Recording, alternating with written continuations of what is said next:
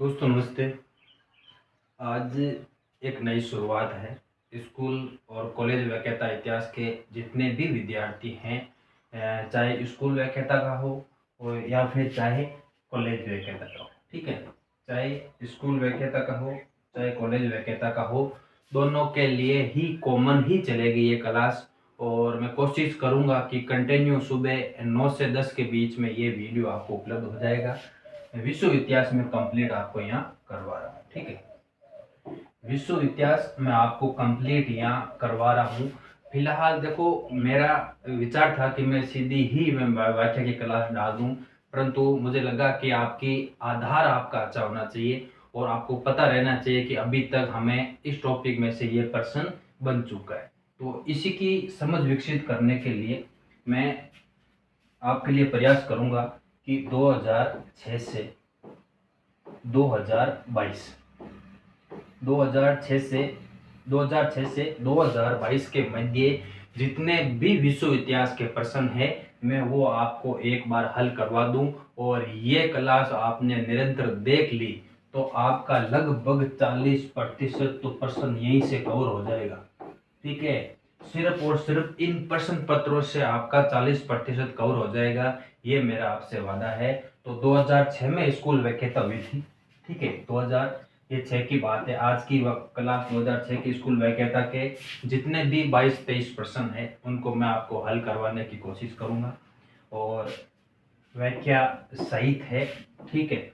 ज्यादा व्याख्या भी नहीं डाली क्योंकि आपको सिर्फ पता होना चाहिए कि ये प्रश्न बन चुका है और ये मेरे लिए प्रश्न उपयोगी है।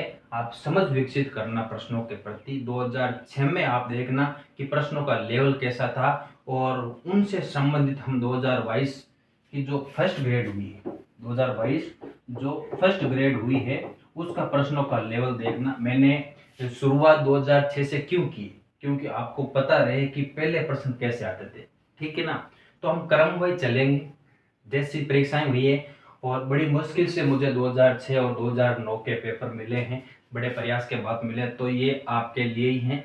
और इतिहास का जो स्कूल और कॉलेज व्याख्याता की तैयारी कर रहा है, हर विद्यार्थी के पास ये वीडियो पहुंचना चाहिए क्योंकि बहुत उपयोगी है और समझने वाली चीज है, ठीक है। तो कंप्लीट करवाऊंगा, आप ये ध्यान रखना।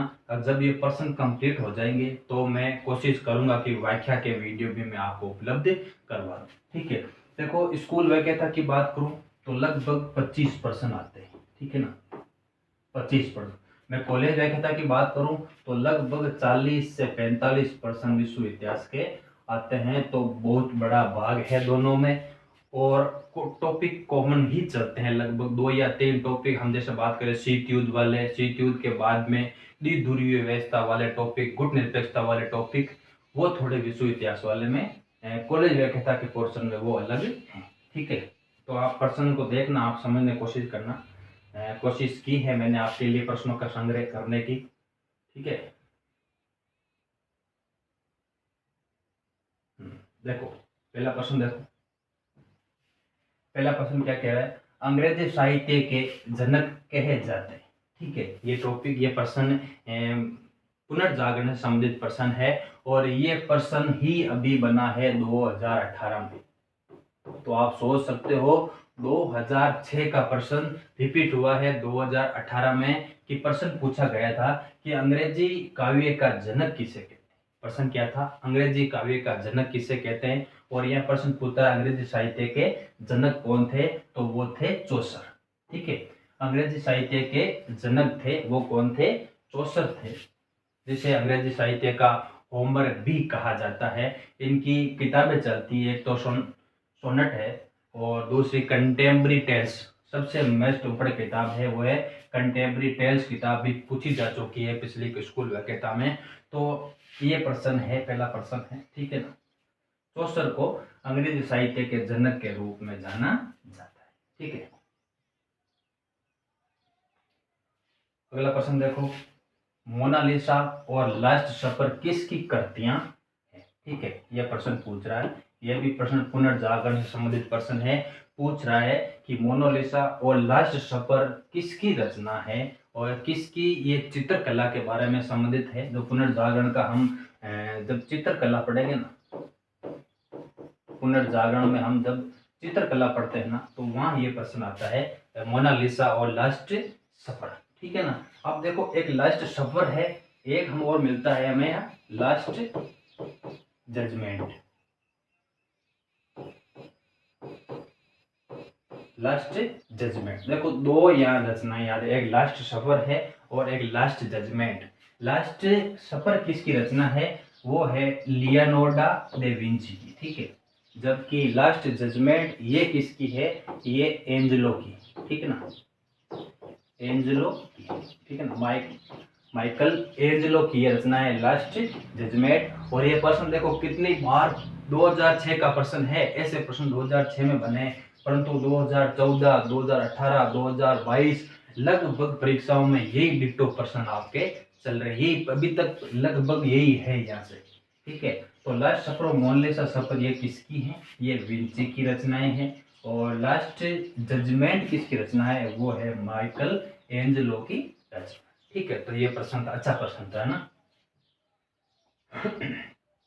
ये देखो, ये प्रश्न देखो कि पुनर्जागरण किस वर्ष प्रारंभ हुआ था। देखो मैं फिर कह रहा हूँ कि 2006 के ये प्रश्न है, और इन प्रश्नों का वर्तमान में क्या उपयोगिता है वो आप समझना। 2022 और 2020 के जब कॉलेज विश्व वैकेता के प्रश्न हल करोगे ना, तो आपको पता चलेगा कि अरे ये 2006 में प्रश्न बन गया था, ठीक है। तो पूछ रहा है कि पुनर्जागरण का वर्ष प्रारंभ कब होता है, तो हमें यहाँ मिलता है कि 1453 ईस्वी को, जब ये इसमें व्याख्या लगा करके देखो, 1453 में कुस्तुनतुनिया पर तुर्कों का अधिकार हो जाने के बाद ये पुनर्जागरण की घटना हमें प्रारंभ होती है, ठीक है। और ये कथन कौन कहता है? ये कथन कहता है हेजन। ये कथन कहता है, हेजन कहता है कि कुस्तुनतुनिया पर 1453 में तुर्कों का अधिकार होने के कारण ही पुनर्जागरण का प्रारंभ माना जाता है, ठीक है। एक कथन आता है यह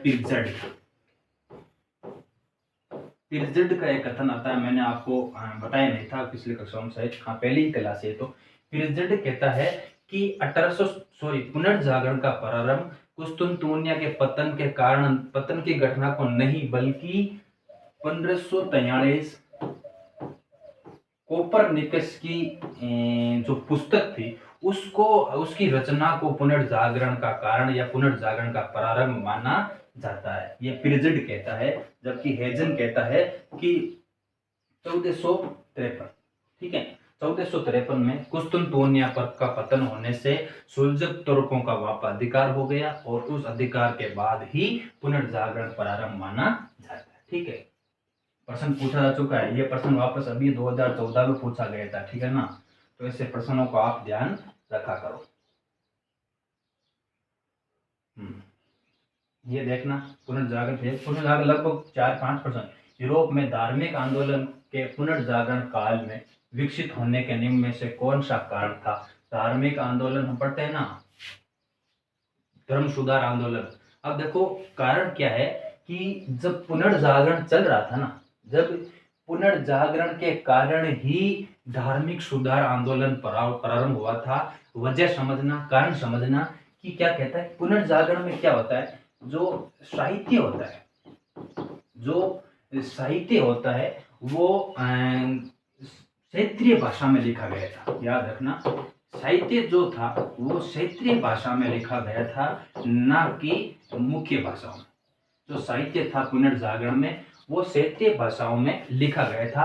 अब क्षेत्रीय भाषाओं में लिखने से क्या हुआ, आम आदमी को वो चीजें पढ़नी पड़ी। पुनर्जागरण में ये चीजें प्राप्त हुई कि जो चर्च था ना, चर्च को पहले चर्च के पादरियों को ही भगवान माना जाता था, परंतु पुनर्जागरण से जब साहित्यिक जागृति आई, जब लोगों ने क्षेत्रीय भाषा में साहित्य पढ़ना शुरू किया, तब क्या होता है कि लोग क्या होते हैं, जागरूक होते हैं, और उन्हें पता चलता है कि चर्च है, जो पोप है, पोप की जो संपत्ति है वो बिल्कुल ही गलत है। ऐसा कहूँ कि ये बिल्कुल अंधविश्वास फैला रहे हैं, ये ही भगवान नहीं।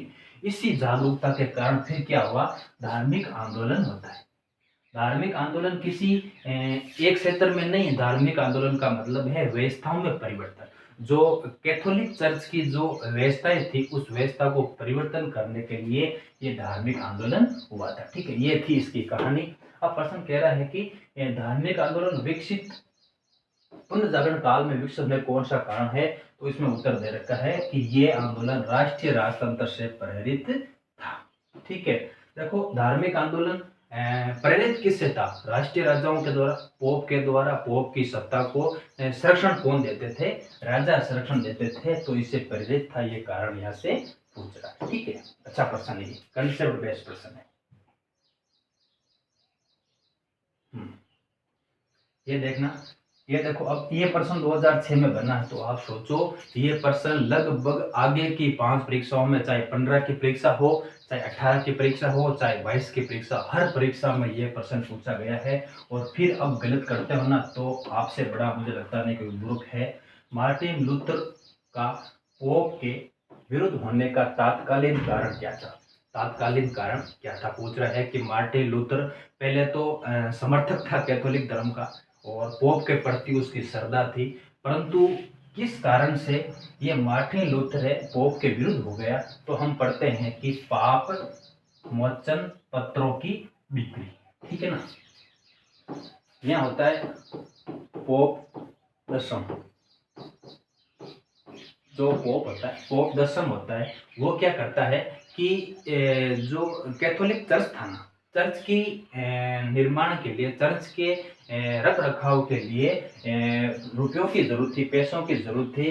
तो पैसों की जरूरत के कारण ये शुरू किए गए थे, पोप मोचन पत्रों की बिक्री शुरू की गई थी। और पोप मोचन पत्रों की बिक्री में कहा गया कि अगर इन्हें कोई खरीदेगा तो उनकी आत्मा सीधे स्वर्ग में चली जाएगी।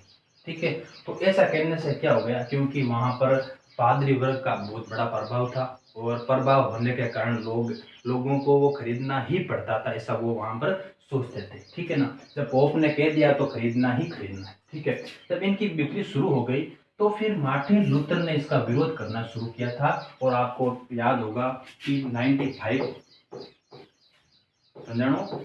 विरोध घोषणा पत्र, विरोध घोषणा पत्र या घोषणाएं कह सकते हैं कि 95 थीसिस भी इनको कहते हैं, 95 थीसिस भी इनको कहते हैं। इसके विरुद्ध इन्होंने 95 थीसिस घोषणा जारी की थी। तो मार्टिन लूथर के पोप के विरुद्ध होने का मुख्य कारण था पोप मोचन पत्रों की बिक्री। यह प्रश्न कितनी ही बार बाद की परीक्षाओं में पूछा गया है ना।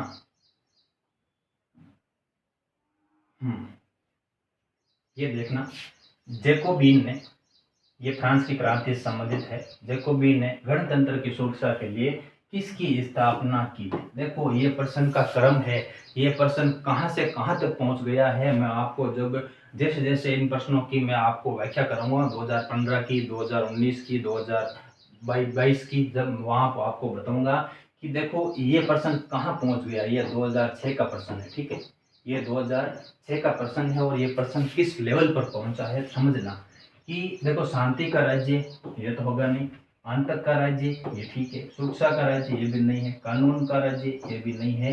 प्रश्न कह रहा है कि जैकोबिनों ने किसकी स्थापना की गणतंत्र की सुरक्षा के लिए? तो वो था आतंक का राज्य।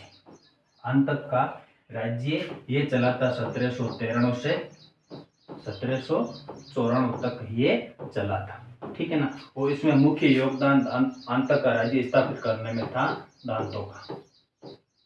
दांतों का मुख्य योगदान था आतंक का राज्य स्थापित करने में। ठीक है, अब आतंक के राज्य से क्या गया, जितने भी राजतंत्र विरोधी लोग थे उनको मार दिया गया था। ठीक है ना, आतंक राज्य का अंत होता है रोबेस्पियर, आतंक राज्य का अंत होता है रोबेस्पियर की मृत्यु के बाद। ठीक है ना, और ये प्रश्न पूछा जा चुका है, आतंक का राज्य की घटना का संबंध, समाप्ति का संबंध रोबेस्पियर मृत्यु से, और वो कहती है थर्मिडोरियन प्रतिक्रिया, थर्मिडोरियन प्रतिक्रिया, थर्मिडोरियन प्रतिक्रिया कहलाती है। रोबेस्पियर की मृत्यु की घटना आतंक के राज्य का अंत होता है, और यह घटना कहलाती है थर्मिडोरियन प्रतिक्रिया कहलाती है। ये अभी प्रश्न बना था, जस्ट 2022 में ये प्रश्न बना था। ठीक है, तो ये प्रश्न देखो लगभग प्रक्रिया वही है, सिर्फ प्रश्नों का स्तर घूम रहा है। कभी आतंक के राज्य की तारीख दे देते हैं, कभी आतंक का राज्य किसके नेतृत्व में दे देते हैं, या फिर कहते हैं कि किसकी मृत्यु से अंत का राज्य समाप्त हुआ था, वो था रोबेस्पियर की मृत्यु से वो समाप्त होता है। ठीक है, अगला प्रश्न देखो। ये देखना, ये भी प्रश्न कॉलेज लेक्चर था 2014 में वापस बना था। ठीक है, फ्रांस की क्रांति में फिजियोक्रेटस कौन सा वर्ग था? ठीक है, देखो फ्रांस की क्रांति में हमें मुख्यतः दो वर्ग मिलते हैं। एक फिजियोक्रेट, वो जो थे अर्थशास्त्री थे। ठीक है ना, बुद्धिजीवियों का वर्ग के लिए काम में लेते थे फिलाथोर्स।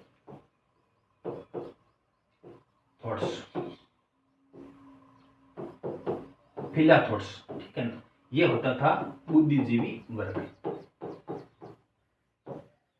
फिलाथोर्स जो वर्ग था वो बुद्धिजीवी वर्ग था, और जो फिजियोक्रेट था वो अर्थशास्त्रियों का समूह था। तो फ्रांसीसी क्रांति के समय हमें ये दो वर्ग मिलते हैं, ये याद रखना। फिलाथोर्स वो था बुद्धिजीवी वर्ग, और फिजियोक्रेट वो था अर्थशास्त्री वर्ग। ठीक है, अच्छा प्रश्न है ये। देखो नेपोलियन बोनापार्ट के जीवन पर किसका अत्यधिक प्रभाव था? ठीक है ना, प्रश्न पूछ रहा है कि नेपोलियन पर किसका प्रभाव था। तो नेपोलियन पर हमें स्पष्ट बात मिलती है कि रूसो की पुस्तक है सामाजिक समझौता। सामाजिक समझौता,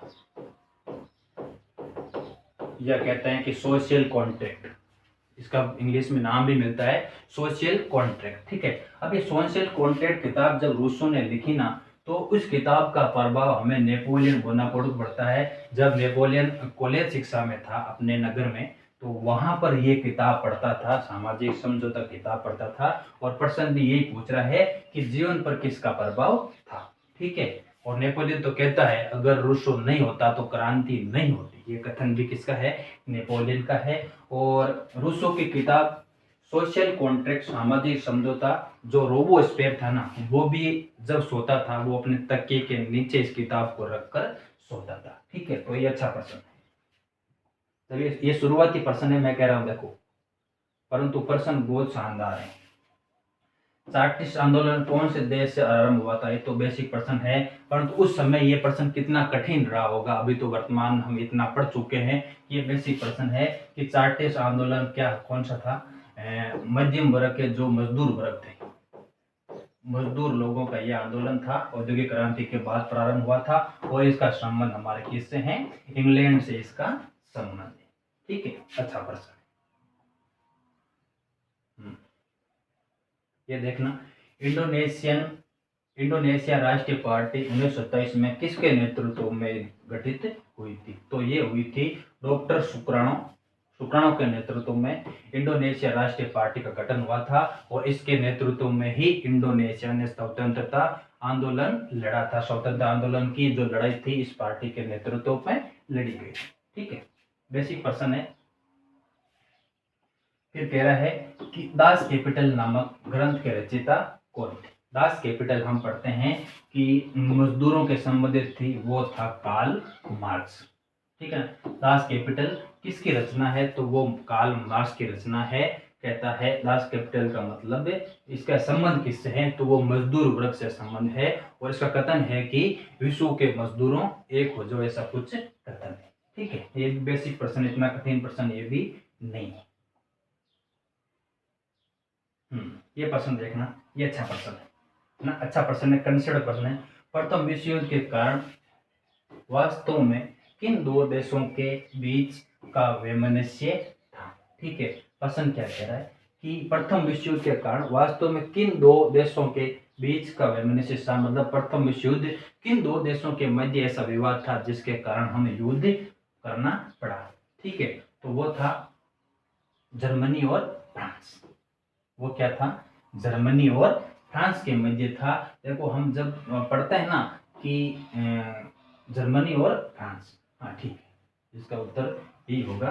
क्योंकि देखो प्रथम विश्व युद्ध के बाद में होता क्या है, मेरी बात आप समझना कि प्रथम विश्व युद्ध का कारण क्या था कि जर्मनी और फ्रांस की जो हुआ था ना पेरिस का सम्मेलन, उस सम्मेलन में या कहूँ कि मेटरनिक की प्रणाली थी ना 1815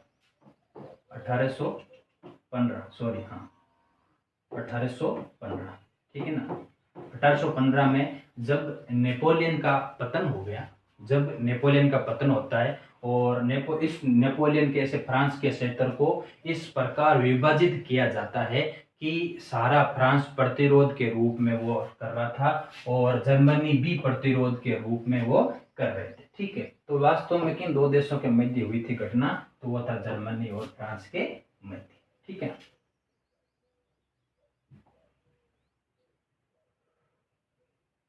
यहाँ से प्रश्न पूरे हो गए।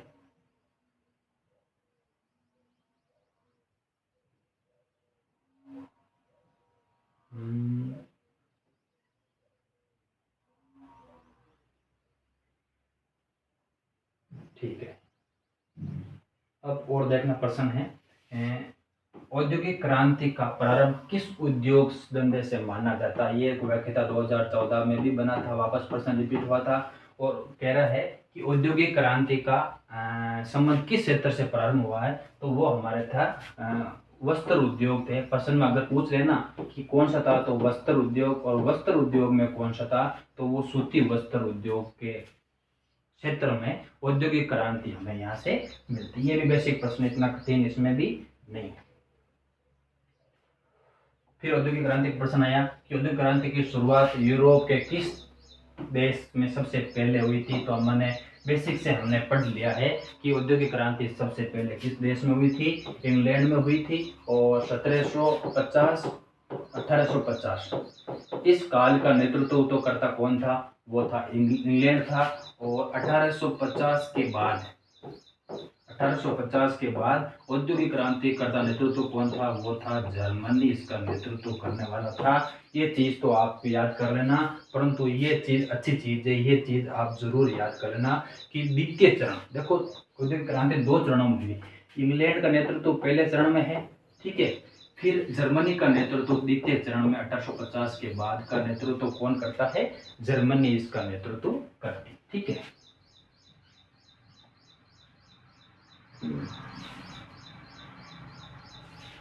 देखो औद्योगिक क्रांति के फलस्वरूप प्रादुर्भाव हुआ, कह रहा है कि औद्योगिक क्रांति के बाद किसका प्रादुर्भाव हुआ, ठीक है ना। हम पढ़ते हैं ना कि औद्योगिक क्रांति के परिणाम जब पढ़ते हैं तो वहां हम पढ़ते हैं कि आधुनिक युग का प्रारंभ होता है, ठीक है ना।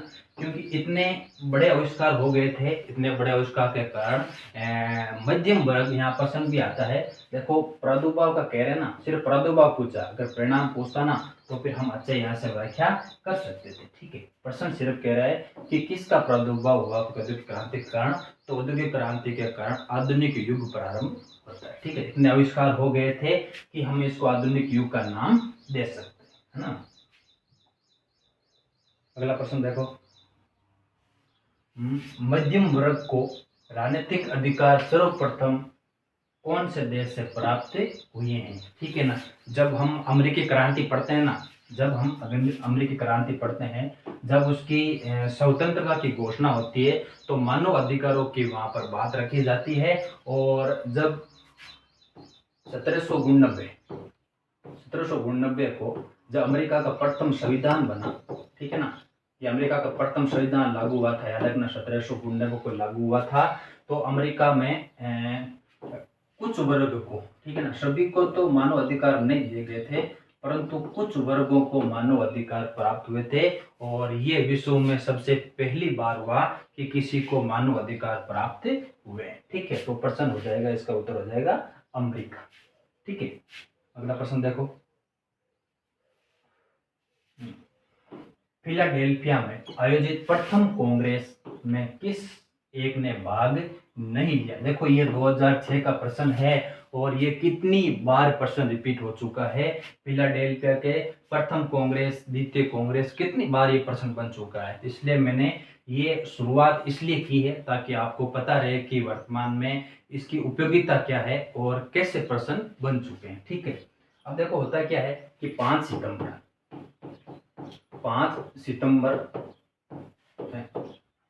सितंबर अमेरिका बात कर रहा है 1774, ठीक है ना। 5 सितंबर 1774 को प्रथम महाद्वीपीय कांग्रेस का आयोजन किया जाता है। वो कहाँ होता है, फिलाडेल्फिया, ठीक है। फिलाडेल्फिया में इसका आयोजन होता है और प्रश्न कह रहा है कि कौन सी बस्ती ने भाग नहीं लिया था, तो वो थी जॉर्जिया। ठीक है ना। देखो जॉर्जिया ने भाग नहीं लेने का कारण है कि इसका जो गठन था, इसका जो गठन था प्रत्यक्ष योगदान था इंग्लैंड का। ठीक है ना, प्रत्यक्ष योगदान था इंग्लैंड का। इंग्लैंड की स्थापना जॉर्जिया की स्थापना में इसका प्रत्यक्ष योगदान था, वो था इंग्लैंड का था, इसीलिए इस जॉर्जिया ने भाग नहीं लिया था। और प्रथम कांग्रेस में ये निर्णय लिया गया था कि अमेरिका आंतरिक रूप से स्वतंत्र होना चाहता है। ठीक है ना, आंतरिक रूप से मतलब व्यापारिक रूप से स्वतंत्र होना चाहता है। स्वायत्तता की बात इसमें कभी भी नहीं की गई। फिलाडेल्फिया में ये निर्धारित हुआ कि अमेरिका एक तो संगठित रहेगा और दूसरा आंतरिक रूप से वो स्वतंत्र होना चाहता है। ठीक है ना, ये अच्छा प्रश्न है।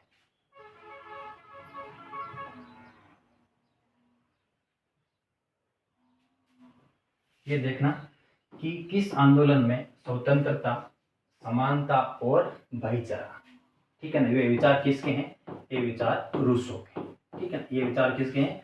रूसो के हैं। का नारा दिया गया था कि कह रहा है कि किस ये स्वतंत्रता, समानता और भाईचारा की जगह कहीं बंधुत्व नाम भी मिलता है।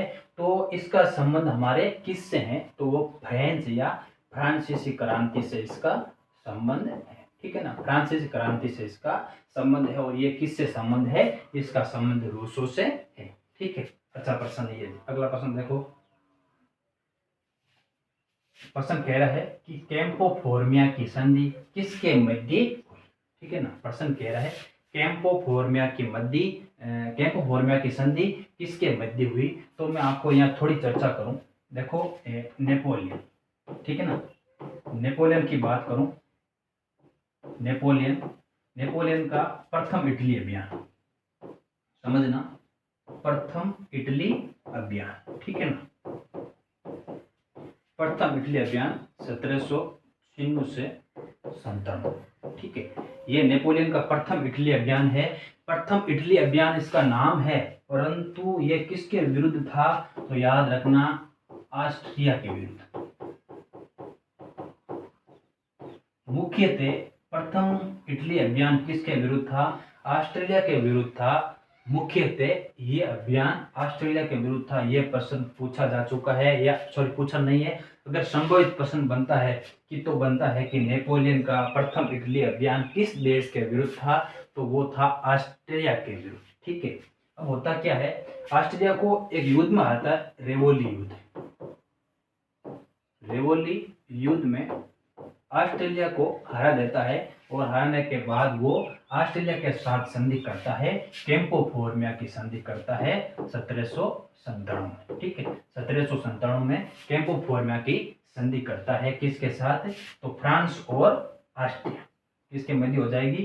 फ्रांस और ऑस्ट्रिया के मध्य कैंपो फोर्मिया की संधि होती है। फिर ऑस्ट्रेलिया जो बेल्जियम का क्षेत्र है, इस संधि के प्रावधान में है, बेल्जियम का जो क्षेत्र है, बेल्जियम का क्षेत्र भी हम इसको नेपोलियन को देना पड़ा था। ये कुछ प्रावधान थे, आप देख सकते हो, मैं इसका विवरण डाल दूंगा, परंतु यहाँ सिर्फ बेसिक पूछा। देखो कैंपो फोर्मिया की संधि का पूछा है, 2006 का प्रश्न है, वहां ये प्रश्न बना है ना। ठीक है, ये देखना, ऊपर चला दीजिए, इसको देखना। प्रथम विश्व युद्ध के अंत में कौन सी संधि थी जिसके अंतर्गत जर्मनी तथा रूस के मध्य हुए युद्ध में से रूस युद्ध से अलग हो गया था? ऐसा कह रहा है कि रूस में क्या चल रहा था। देखो ये बात 1917 की बात है, 1917-18 की बात है। रूस में चल रही है रूसी क्रांति। ठीक है, लेनिन के द्वारा बोल्शेविक क्रांति चल रही है। तो अब देखो अपने देश के अंदर क्रांति चल रही है, अपना देश के अंदर गृह युद्ध चल रहा है। तो गृह युद्ध की वजह से बाहर हम सेनाएं नहीं भेज सकते, बड़ा नुकसान होने वाला था। फिर रूस में क्या हुआ कि रूस ने युद्ध से अलग होने का निर्णय लिया और लेनिन के द्वारा ये संधि की गई थी। तो जर्मनी और रूस के मध्य ये संधि हुई थी। ठीक है ना, तो वह संधि कौन सी थी? वो थी ब्रेस्ट लिटोवस्क की संधि। ठीक है ना, ब्रेस्ट लिटोवेस्क की संधि, इस संधि के द्वारा रूस प्रथम विश्व युद्ध से अलग हो जाता है और अपने गृह युद्ध को सुलटाने का काम करता है। ठीक है ना। ये देखो, ये प्रश्न कह रहा है कि रूस में रूबल किस वर्ष स्थिर हो गई थी। ठीक है ना। अब देखो, रूस में क्या होता है, क्रांति होती है 1917 की क्रांति, मैंने आपको बता दी। क्रांति के बाद 1921 में क्या होता है कि नवीन आर्थिक नीति लागू होती है। नवीन आर्थिक, ये प्रश्न बना था, याद रखना, नवीन आर्थिक नीति ये प्रश्न बना था। कब लागू? 1921 में। किसने की थी? लेनिन ने इसको लागू किया था। अब नवी आर्थिक नीति के द्वारा क्या किया गया, इसमें एक काम किया गया कि पहले क्या लेते थे, कर, जो कर होता ना, कर, वो लेते थे फसल कहूं या अनाज के रूप में वो कर लेते थे। ठीक है। तो फिर 1924 में क्या हुआ?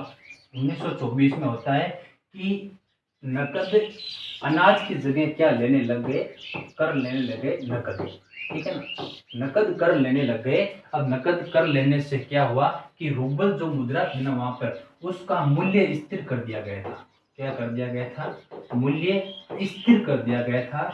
मूल्य स्थिर करने की वजह से जो रेट थी, फिक्स रेट कर दी गई कि इसकी इतनी रेट है और हम इतना नकद कर लेंगे। ठीक है। तो प्रश्न तो यही पूछ रहा है कि 1924 में स्थिर हो गई थी। स्थिर होने का मतलब है कि उसके मूल्य निर्धारित कर दिए गए। ठीक है ना, मूल्य निर्धारित कर दिया, इसके कारण ये मुद्रा क्या हो गई? स्थिर मुद्रा कहलाती। ठीक है।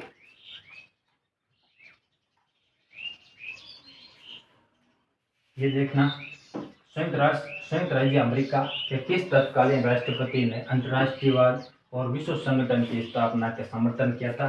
तो ये तो बिल्कुल बेसिक प्रश्न हो गया कि विल्सन वुडरो। ठीक है ना, विल्सन वुडरो के नेतृत्व में हम कहते हैं कि राष्ट्र संघ की स्थापना।